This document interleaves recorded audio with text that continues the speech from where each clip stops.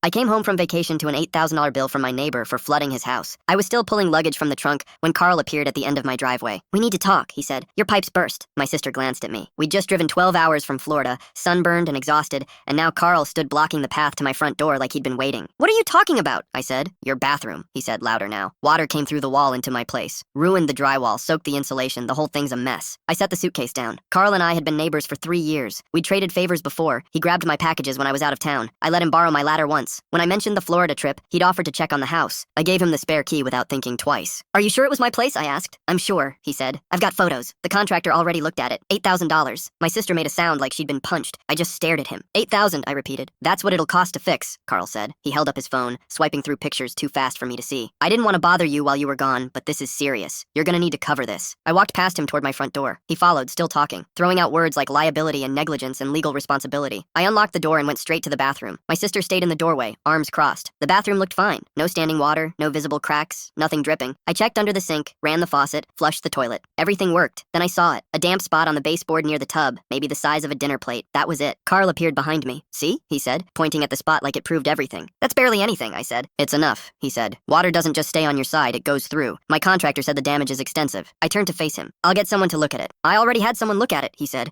"That's how I know it's 8,000. "Then I'll get my own person," I said. His jaw tightened. "You can do that, but it won't change what happened. The leak came from your place. That makes you responsible." My sister stepped into the hallway. "We just got home," she said. "Give us a minute to breathe." Carl ignored her, eyes locked on me. "I'm not trying to be difficult," he said, voice softer now, almost reasonable. "But I can't afford to eat this cost. I trusted you with the key, and now I'm dealing with a flooded wall. You understand that, right?" I didn't answer. He stood there a moment longer, then pulled a folded piece of paper from his pocket and held it out. "Contractor's estimate," he said. "Just so you know, I'm not making this up." I took it. The page had a company name at the top and a handwritten figure circled at the bottom. $8,000. "I'll be in touch," Carl said and walked out. My sister closed the door behind him and leaned against it. What just happened? I looked down at the estimate, then back at the damp spot on the baseboard. Something about this didn't sit right, but I couldn't pin it down yet. "I don't know," I said, "but I'm going to find out." I spent the next hour going over every inch of that bathroom. Faucets, pipes under the sink, the toilet tank, the shower valve. Nothing dripped. The damp spot had already started drying out. I pressed a paper towel against it and it came back barely wet. My sister leaned in the doorway, still in her travel clothes. "Maybe it was a slow leak that stopped on its own." "Maybe," I said, but I didn't believe it. She sighed. "What are you going to do?" "Call a plumber," I said. "Get someone out here who actually knows what they're looking at." I found a local company online and left a message. They said they could come out in 2 days. I told them it was urgent, and they bumped me to the next afternoon. That night,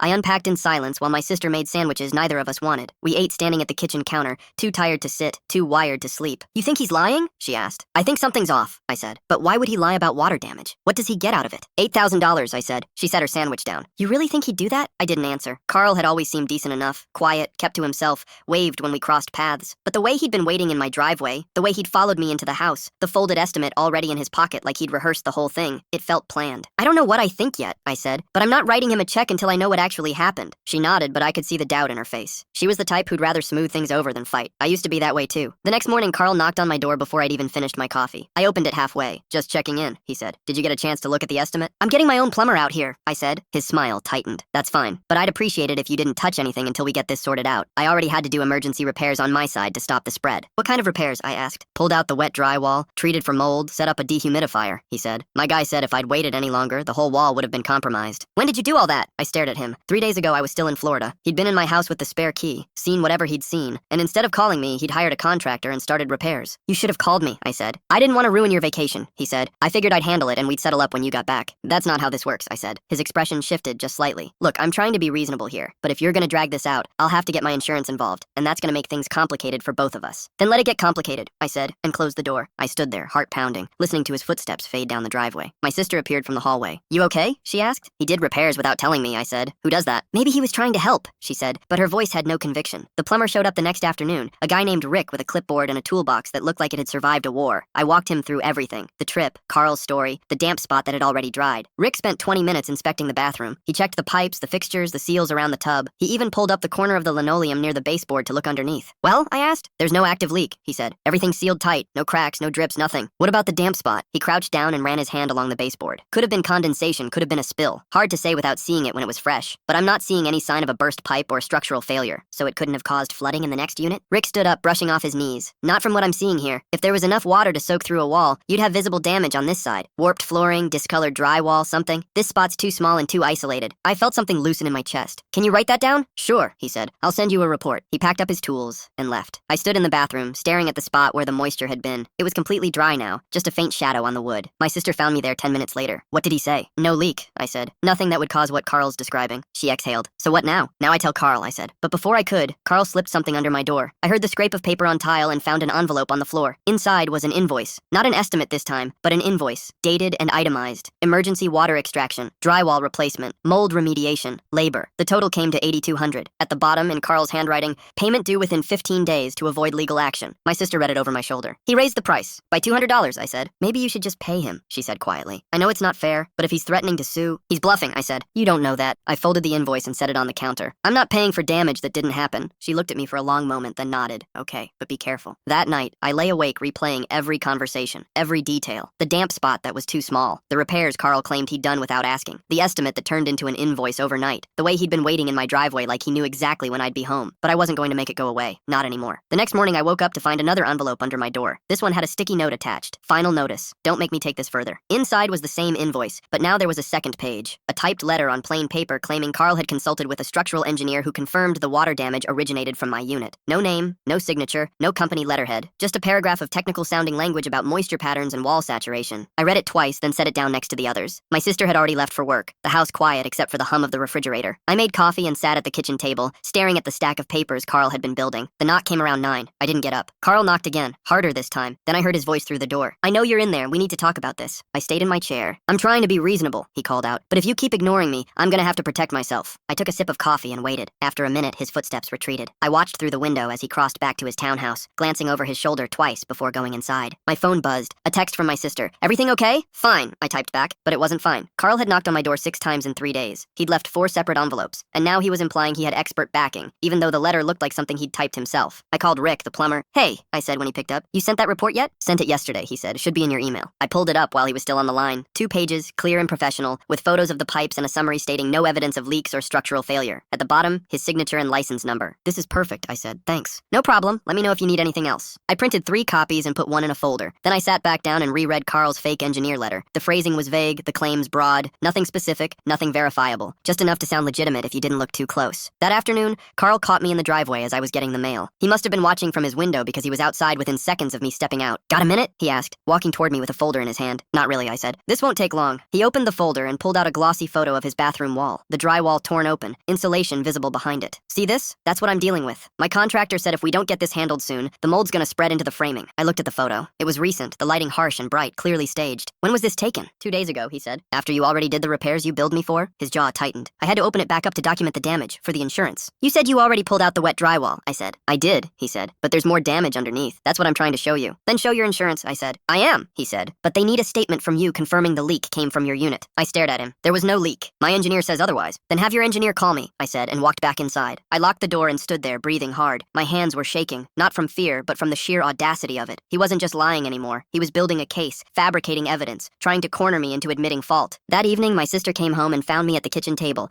with all the papers spread out in front of me. What's all this? She asked. Everything Carl's given me, I said. I'm going through it. She set her bag down and leaned over my shoulder. This is a lot. He's been busy, I said. She picked up the engineer letter. Is this real? No, I said. Look at the formatting. No contact info, no credentials, just a couple paragraphs of jargon. He probably copied it off the internet. So what are you gonna do? I don't know yet, I said. But I'm not signing anything and I'm not paying him. She pulled out a chair and sat down. What if he actually sues? Then he sues, I said. And you're okay with that? I looked at her. I'm not okay with any of this, but I'm not going to let him bully me into paying for something that didn't happen. She nodded slowly. Okay, just promise me you'll be smart about it. I will, I said. The next day, Carl didn't knock. I thought maybe he'd finally backed off, but then I saw him outside talking to another neighbor, Dennis, who lived 3 units down. They were standing in the shared driveway, Carl gesturing toward my townhouse while Dennis nodded along. I watched from the window. After a few minutes, Dennis glanced in my direction, then said something to Carl and walked away. Carl stood there for a moment, arms crossed, before heading back inside. An hour later, Dennis knocked on my door. I opened it halfway. Hey, he said, looking uncomfortable. Carl just told me you guys are having some kind of issue? Something like that, I said. He said your pipes flooded his place and you're refusing to pay for it. I kept my face neutral. That's not exactly what happened. He seemed pretty upset, Dennis said. Said he's out thousands of dollars and you won't even talk to him. I've talked to him, I said, multiple times, and I had a plumber come out. There's no leak. Dennis hesitated. He said he has proof. Then he can show it to a judge, I said. Dennis shifted his weight. Look, I'm not trying to get in the middle of this. I just thought maybe you guys could work it out before it gets messy. I tried, I said. He's the one making it messy. Dennis nodded, but I could see he didn't believe me, or maybe he just didn't want to. Either way, Carl had gotten to him first, and now I was the difficult one. After Dennis left, I stood in the doorway and looked down the row of townhouses. A couple of other neighbors were outside, one watering plants, another checking their mailbox. Nobody looked at me directly, but I could feel the shift. Carl had started talking, and now people were watching. That night, night, I couldn't sleep. I kept thinking about the photo Carl had shown me, the torn open wall, the insulation exposed. It looked real enough, but something about it felt wrong. The lighting was too clean, the framing too deliberate. It didn't look like emergency repairs. It looked like a setup. I got out of bed and pulled up the photo on my phone. Carl had texted it to me earlier with a message. "This is what you caused. Still think there's no damage?" I zoomed in. The drywall was cut in a neat square, the edges clean and straight. No water stains on the surrounding wall, no discoloration on the studs. Just a perfectly framed hole showing fresh insulation behind it. I screenshotted it and saved it to a folder. The next morning, Carl was waiting for me in the driveway again. This time, he had papers in his hand, not a folder. "I'm filing a claim with my insurance," he said. "They're gonna want to talk to you." "Good," I said. "I'll tell them the same thing I told you. There's no leak." "You're making this harder than it needs to be," he said. "You're the one making it hard," I said. "You could have called me when you thought there was a problem. Instead, you did repairs without asking and sent me a bill. Because I didn't want to bother you on vacation," he said, his voice rising. "I was trying to do you a favor." "By charging me $8,000? "By keeping it from getting worse," he said. "But now it is worse because you waited and now the damage has spread." "Show me," I said. He blinked. "What?" "Show me the damage," I said. "Take me inside and show me what you're talking about." He stared at me for a long moment, then shook his head. "I'm not letting you in my house so you can try to blame me for your mess." "Then we're done here," I said, and walked past him. "This isn't over," he called after me. I didn't turn around. Inside, I sat down at the kitchen table and opened my laptop. I pulled up the plumber's report, the photos Carl had sent, and the fake engineer letter. Then I started typing, documenting every interaction, every envelope, every knock on the door. If Carl wanted to make this legal, I was going to be ready. 2 days later, an envelope appeared in my mailbox. Not slid under the door this time. Official mail, return address from a law office downtown. I opened it standing at the curb. A demand letter, typed on firm letterhead, stating that Carl had retained legal counsel and was prepared to file a civil suit unless I agreed to settle within 10 business days. The letter referenced documented structural damage, expert testimony, and witness corroboration. At the bottom, a number to call if I wanted to resolve this matter amicably. I folded it and went inside. My sister was sitting on the couch scrolling through her phone. She looked up when I came in. "What's that?" she asked. "Lawyer letter," I said. She sat up. "He actually got a lawyer?" "Apparently." "What does it say?" I handed it to her. She read it twice, her expression tightening. "This is insane. He's really going to sue you?" "Looks like it," I said. "What are you going to do?" "I'm going to call someone," I said. I spent the rest of the afternoon researching home inspectors. Not contractors, not plumbers. Someone neutral. Someone with credentials who could walk through both units and document exactly what was there. I found a company with good reviews and a licensed structural inspector on staff. I called and explained the situation without editorializing. Just the facts. A neighbor claiming water damage from my unit, no visible leaks on my end, and now a lawsuit on the horizon. The woman on the phone was calm and professional. "We can send someone out tomorrow if you're available. We'll need access to both properties." "I can get you into mine," I said. "I don't know about his. We'll document what we can see from your side," she said. "If there's a legal dispute, that's usually enough." "Good," I said. "Send someone." The inspector arrived the next morning at 9. His name was Greg, mid-50s, wearing a polo shirt with the company logo and carrying a clipboard and a tablet. I let him in and walked him through the layout, pointing out the bathroom Carl claimed had caused the flood. He spent 20 minutes in there, checking under the sink, running the faucet, inspecting the toilet base and the shower drain. He took photos with the tablet, made notes, ran his hand along the baseboard. "Any moisture here?" I asked. "Not that I'm seeing," he said. "You said there was a damp spot when you got back?" "Small one," I said. "By the tub, it dried out in a day." He nodded and crouched down, checking the grout lines and the tile edges. "Could have been condensation, could have been a spill. Nothing here suggests a pipe failure." "What about under the floor?" I asked. "Could something have leaked through?" He stood up and wiped his hands on his pants. "If a pipe burst under here, you'd see buckling in the flooring,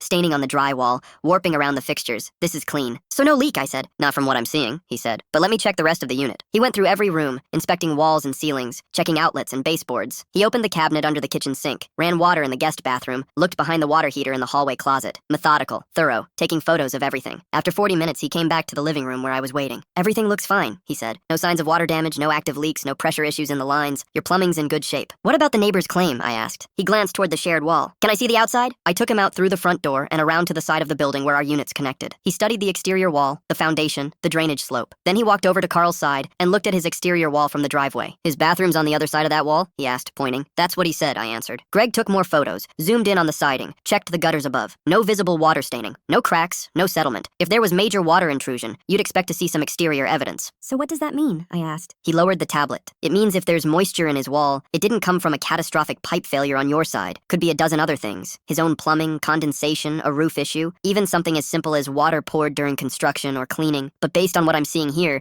there's no structural link between your unit and his. Can you put that in a report?" I asked. "That's what I'm here for," he said. 3 days later, the report arrived via email. 8 pages, single-spaced, with photos embedded throughout. Greg's summary was clear and unambiguous. No evidence of leaks, no burst pipes, no plumbing failures in my unit, moisture levels within normal range. No indication that water had traveled through the shared wall in sufficient volume to cause the kind of damage Carl was claiming. At the bottom, his signature and license number, same as Rick's report. Official, verifiable, defensible. I printed it and put it in the folder with everything else. Carl didn't knock that day or the next. I saw him outside once, talking on his phone in his driveway, pacing back and forth with one hand on his hip. He glanced toward my door but didn't come over. My sister asked me that night if I was going to respond to the lawyer letter. "Not yet," I said. "They gave you 10 days, she said. "I know. So what's the plan?" Wait, I said. She looked at me like I'd lost it. You're just gonna wait? He's gonna file anyway, I said. Responding now doesn't change that, but if I wait, he'll think I'm scared. He'll get confident, and confident people make mistakes. She didn't say anything for a moment, then she nodded. Okay, but if this goes to court, you're getting a lawyer, right? If it goes to court, I said, I'll be ready. Hey, she said, walking over with her arms crossed. Carl mentioned you guys are having some kind of problem. We're working through it, I said. He said it's about water damage, she pressed. That your place flooded his? That's what he's claiming, I said. Is it true? I met her eyes. No, she frowned. He seemed pretty sure. He can seem whatever he wants, I said. Doesn't make it true. She hesitated,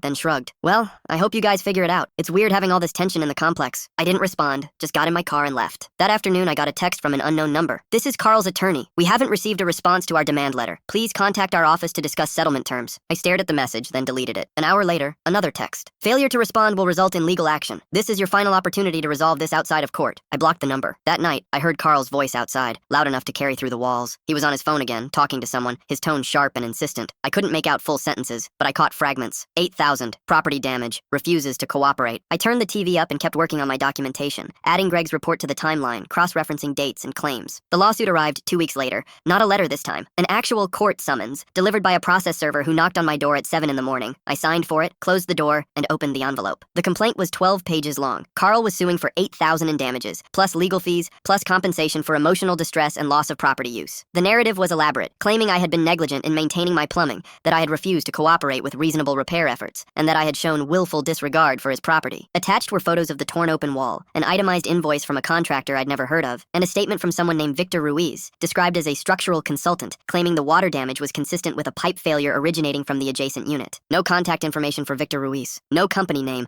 just a signature at the bottom of a one-page letter. I sat down and read the whole thing twice. Then I called a lawyer. Her name was Diane. She practiced civil litigation and came recommended by a friend of my sister's. I explained everything over the phone, kept it factual, and emailed her copies of Rick's report, Greg's inspection, and the court documents. She called me back that afternoon. This is a weak case, she said, but he's filed it, so we need to respond. I'll draft an answer and a counterclaim for harassment and frivolous litigation.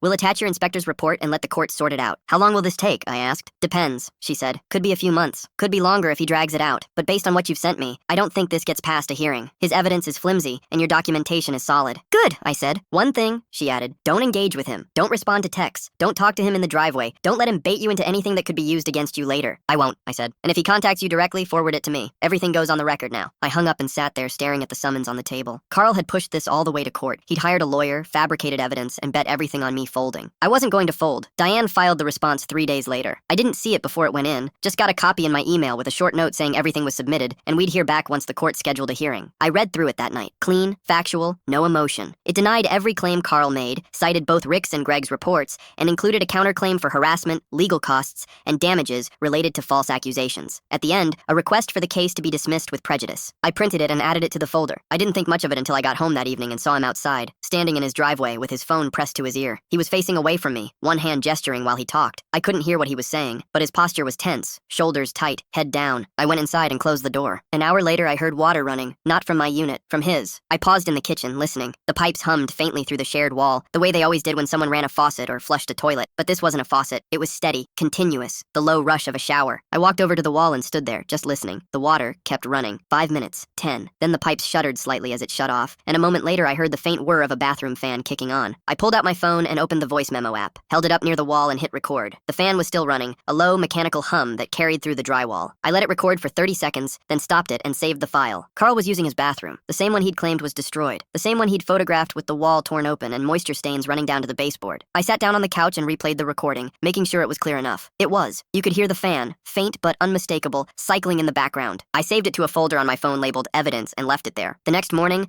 I took the trash out early and saw something I hadn't noticed before. Carl's exterior wall, the one that backed up to his bathroom, had fresh paint along the bottom. Not the whole wall, just a narrow strip near the foundation, maybe 2 feet high, running the length of the unit. I walked closer, pretending to adjust the trash bag, and looked at it from an angle. The paint was clean, recent, a slightly different shade than the rest of the siding. Someone had touched it up. I glanced toward his front door, then pulled out my phone and took a photo. Wide shot first, then zoomed in on the painted section. The timestamps showed up in the corner. I took 3 more from different angles, making sure the address number on his unit was visible in at least one. When I went back inside, I opened Greg's report and scrolled to the section about exterior inspection. He'd noted no visible staining on the outside wall, no cracks, no water damage. The photos he'd taken showed the original siding, untouched, no fresh paint. That was 3 weeks ago. I forwarded the new photos to Diane with a short message. Noticed fresh paint on his exterior wall this morning. Wasn't there when the inspector came out? She replied within an hour. Noted. Don't mention it to him. Let him think you haven't noticed. I didn't plan to. That afternoon, I worked from home and kept the windows open. Around around 2, I heard voices outside. I looked out and saw Carl talking to someone in his driveway, a woman, mid-40s, holding a clipboard. She gestured toward his front door, then toward the side of the building. Carl nodded, said something I couldn't make out, then walked her over to the exterior wall. She crouched down near the foundation, looked at the painted section, took a few notes. Carl stood behind her, arms crossed, talking the whole time. She nodded occasionally but didn't write much down. After a few minutes, she stood up,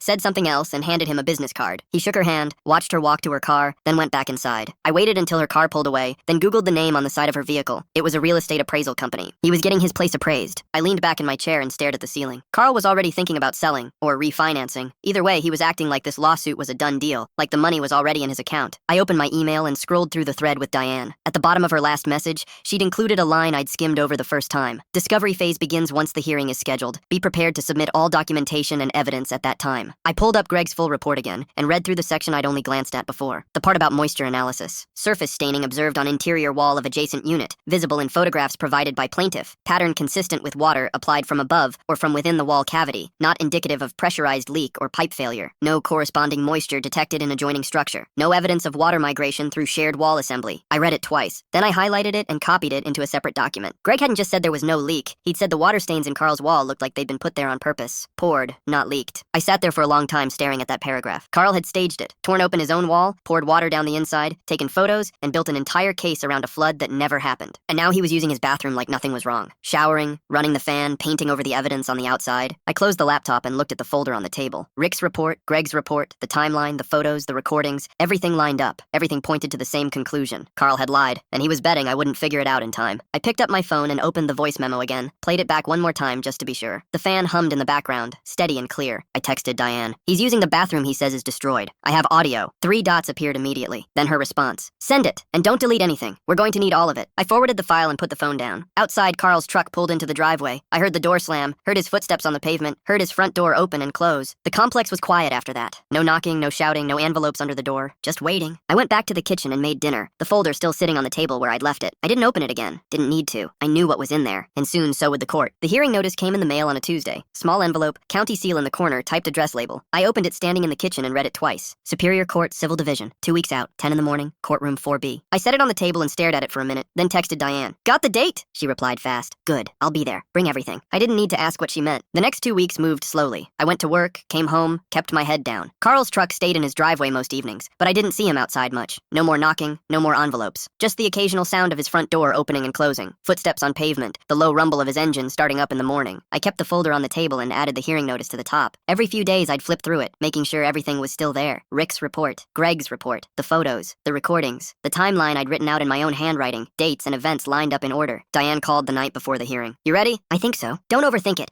Just answer the questions, stay calm, and let the evidence do the work. Carl's lawyer is going to try to make you look careless or dismissive. Don't take the bait. Got it. And bring the folder. All of it. I'll have copies, but the judge might want to see the originals. I looked at the folder sitting in front of me. It's ready. Good. See you tomorrow. I didn't sleep much that night. Not from nerves exactly, just the weight of knowing it was finally happening. That everything I'd been sitting on for the past month was about to come out in front of a judge. In a room where Carl couldn't talk over me or slip papers under my door or stand in my driveway making threats. I got up early, showered, put on a button-down and slacks, grabbed the folder, checked it one more time, and left. The courthouse was downtown. Old brick building with tall windows and stone steps leading up to the entrance. I parked in the lot across the street and walked over, folder tucked under my arm. Inside, the lobby was quiet. Just a few people waiting near the elevators and a security guard at the desk checking IDs. I found courtroom 4B on the second floor. The door was closed, a small placard next to it listing the cases scheduled for the morning. Mine was third. Diane was already there, standing near the bench with a leather bag slung over her shoulder. She saw me and nodded, motioned for me to sit in the front row. Carl's not here yet, she said, keeping her voice low, but his lawyer is. I glanced toward the other side of the room. A man in a gray suit sat at the defendant's table, flipping through a binder. Mid-50s, thinning hair, reading glasses perched on the end of his nose. He didn't look up. I sat down and set the folder on my lap. 10 minutes later, Carl walked in. He was wearing a collared shirt and khakis, his hair combed back, clean-shaven. He looked composed, almost confident. He nodded at his lawyer, sat down next to him, and folded his hands on the table. He didn't look at me. The bailiff called the room to order, and the judge entered. Older woman, gray hair pulled back, reading glasses on a chain around her neck. She sat down, adjusted the microphone, and opened the file in front of her. Case number 47C, Carl Brennan versus Jordan Reed. Mr. Brennan is claiming property damage resulting from alleged water leak originating in the defendant's unit. Is counsel present for both parties? Carl's lawyer stood. Yes, Your Honor. Representing the plaintiff. Diane stood. Present for the defendant, Your Honor. The judge nodded and looked down at the file. Mr. Brennan, you're claiming $8,000 in damages. Walk me through it. Carl's lawyer stepped forward. Your Honor, my client resides in a duplex-style unit adjacent to the defendant's property. While the defendant was out of town, a leak occurred in the defendant's bathroom, resulting in significant water damage to my client's interior wall. The damage required immediate remediation, including removal of drywall, treatment for moisture, and repair of structural components. My client acted in good faith by documenting the damage and notifying the defendant upon their return. The defendant has refused to take responsibility or provide compensation. The judge looked at me. And your response? Diane stood again. Your Honor, the defendant denies all claims. An independent inspection of the defendant's property found no evidence of a leak, no pipe failure, and no structural damage consistent with the plaintiff's allegations. Furthermore, evidence suggests the damage in question was fabricated. Carl's lawyer turned slightly, eyebrows raised. Fabricated? That's correct. The judge leaned back in her chair. All right, let's see what you've got. Mr. Brennan, present your evidence. Carl's lawyer opened his binder and pulled out a stack of photos. He handed them to the bailiff, who passed them to the judge. These were taken by my client immediately following the incident. As you can see, the interior wall sustained extensive water damage. The drywall was saturated, the insulation compromised, and moisture was visible along the baseboard and flooring. The judge flipped through the photos slowly. I recognized them. Same ones Carl had shown me that first day. Wall torn open, dark stains running down, insulation pulled out and sitting in a heap on the floor. She set the photos down. And you're saying this came from the defendant's unit? Correct, Your Honor.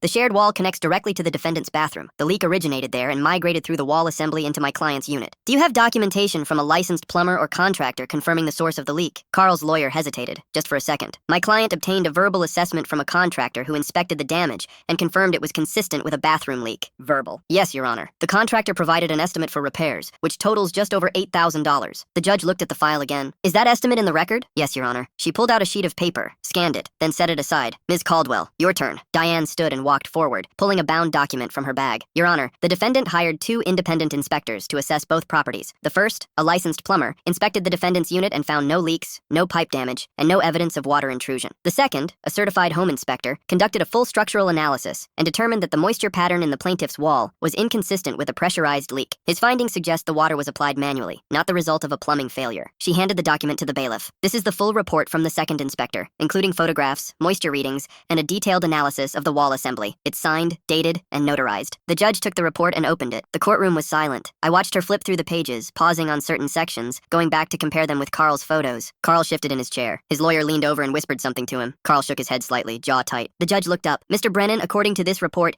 the inspector found no moisture in the defendant's unit and no corresponding damage to the shared wall. The staining in your unit appears to have been caused by water introduced from above or within the wall cavity itself, not from a leak traveling through the structure. How do you respond to that? Carl's lawyer stood. Your Honor, we dispute the findings of that report. My client's contractor provided a different assessment. Your client's contractor gave a verbal assessment and an estimate. This is a signed, notarized report from a licensed inspector with no financial interest in the outcome. Do you have documentation that contradicts these findings? Silence. Carl's lawyer opened his mouth, closed it, then glanced down at his binder. We would need time to obtain a second opinion. You've had over a month since this case was filed. If you had contradictory evidence, you should have submitted it during discovery. Your Honor, do you have anything else? Carl's lawyer sat down slowly. No, Your Honor. The judge closed the report and set it on top of Carl's photos. Ms. Caldwell, do you have additional evidence? Diane nodded. Yes, Your Honor. The defendant documented several inconsistencies in the plaintiff's behavior following the alleged incident. This includes audio evidence of the plaintiff using the bathroom he claims was destroyed, as well as photographic evidence showing fresh exterior paint applied to his unit after the inspection, likely to cover up the lack of corresponding damage. She pulled out my phone, held it up. The audio was recorded from inside the defendant's unit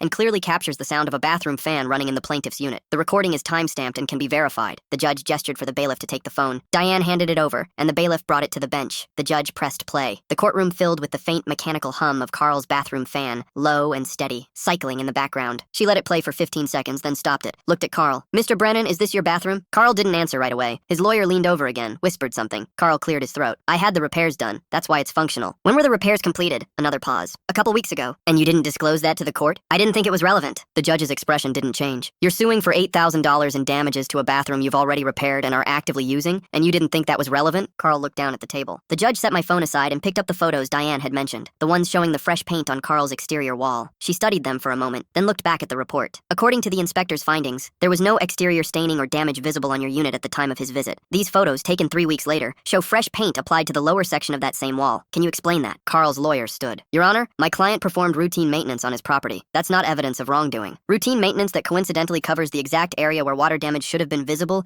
if his claims were accurate? No response. The judge closed the file and leaned forward. Mr. Brennan, I've reviewed the evidence, and I'm not convinced your claims hold up. The inspector's report is thorough, credible, and directly contradicts your version of events. The audio and photographic evidence further undermines your credibility. I'm dismissing your case. Carl's face went red. His lawyer started to say something, but the judge held up a hand. I'm not finished. Ms. Caldwell, you mentioned a counterclaim? Diane stood. Yes, Your Honor. The defendant is seeking compensation for legal fees, inspector costs, and damages related to harassment and fraudulent claims. The plaintiff repeatedly contacted the defendant with threats of legal action, submitted false invoices, and filed a baseless baseless lawsuit that has caused significant financial and emotional distress. The judge nodded. I'm granting the counterclaim. Mr. Brennan, you're ordered to pay the defendant's legal fees, the cost of both inspections, and an additional $1,500 in damages. You'll also be responsible for all court costs associated with this case. Carl's lawyer started to stand, but the judge cut him off. That's my ruling. If you want to appeal, you're welcome to file the paperwork, but I don't recommend it. This case should never have made it to my courtroom. She banged the gavel once, stood, and walked out. The courtroom stayed quiet for a moment. Then Carl shoved his chair back and stood, his face still flushed. His lawyer gathered his papers quickly, said something under his breath, and walked toward the door. Carl followed, not looking at me, not looking at anyone. I stayed in my seat until they were both gone. Diane turned to me, her expression neutral but her eyes sharp. That went exactly how it needed to. I let out a breath I didn't realize I'd been holding. How long until he has to pay? 30 days. He'll get the order in the mail. If he doesn't pay, we file for collections. I nodded, still processing. And that's it? That's it. Case closed. I stood, picked up the folder, and walked out into the hallway. The air felt different, lighter. Carl was already gone. His lawyer, too. Just a few people milling around near the elevators, waiting for their own cases to be called. I walked down the steps and out into the parking lot, the morning sun hitting my face. I got in my car, set the folder on the passenger seat,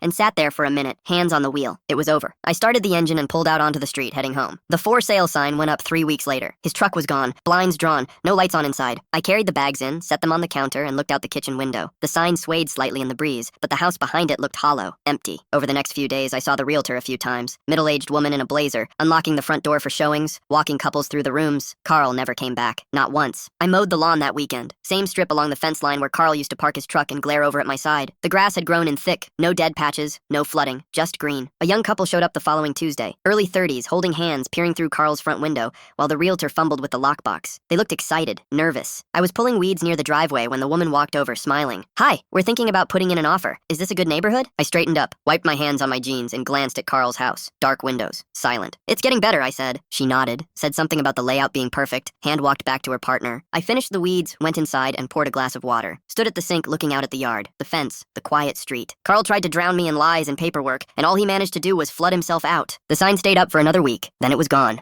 Thanks for watching. Don't forget to subscribe, like, and drop your favorite part in the comments. See you in the next one.